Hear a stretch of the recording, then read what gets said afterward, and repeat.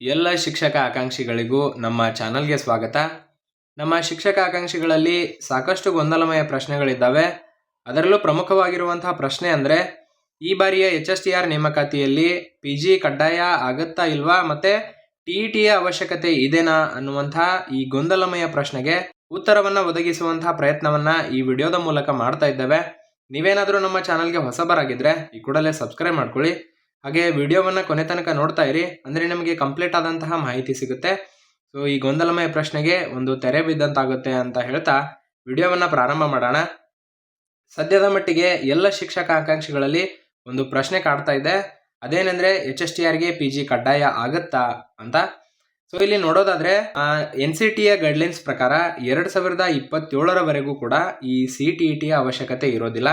ಹೌದು ಮಿತ್ರರೇ, NCT ಏನೇ ಅಫಿಷಿಯಲ್ ಆಗಿ ತಮ್ಮ ಟ್ವಿಟರ್ ಖಾತೆಯಲ್ಲಿ ಹೇಳ್ಕೊಂಡಿದೆ, 2027ರ ಒಳಗೆ ಯಾವುದೇ CTETಯ ಅವಶ್ಯಕತೆ ಬೀಳೋದಿಲ್ಲ ಅಂತ.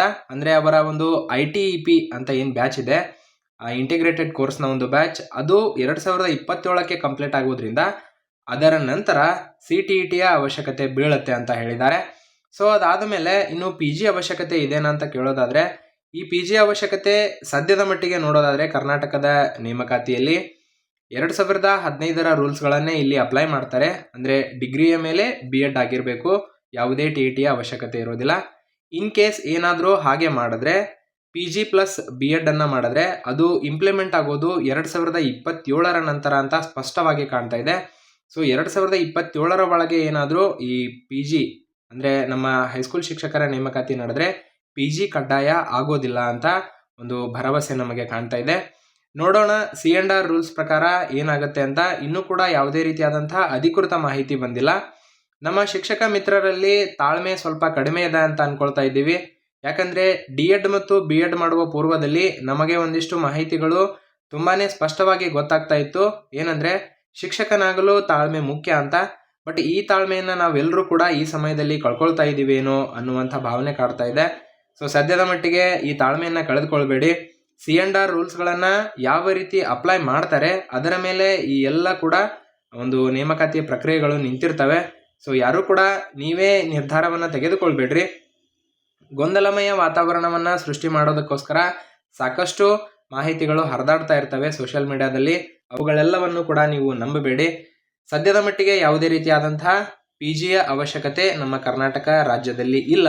ಮತ್ತು ದೇಶದಾದ್ಯಂತ ಒಂದಿಷ್ಟು ಶಾಲೆಗಳಲ್ಲಿ, ಅಂದರೆ ಏನು CBSEಯ ಒಂದು ಕೇಂದ್ರೀಯ ವಿದ್ಯಾಲಯ ಮತ್ತು ನವೋದಯ ವಿದ್ಯಾಲಯಗಳಲ್ಲಿ ಈ CTETಯನ್ನು ಕಂಪಲ್ಸರಿ ಮಾಡಿದ್ದಾರೆ. ಮತ್ತು ಅಲ್ಲಿ 9 to 12 ಇಂಟಿಗ್ರೇಟೆಡ್ ಇರೋದ್ರಿಂದ, ಅಂದರೆ 9ರಿಂದ 12ನೇ ತರಗತಿ ಇಂಟಿಗ್ರೇಟೆಡ್ ಇರೋದ್ರಿಂದ ಅಲ್ಲಿ PG ಕಡ್ಡಾಯವಾಗಿದೆ. ಯಾಕಂದರೆ ಅಲ್ಲಿ ಕಾಲೇಜ್ ಲೆವೆಲ್ 11 ಮತ್ತು 12 ಇರೋದ್ರಿಂದ PG ಕಡ್ಡಾಯವಾಗಿದೆ.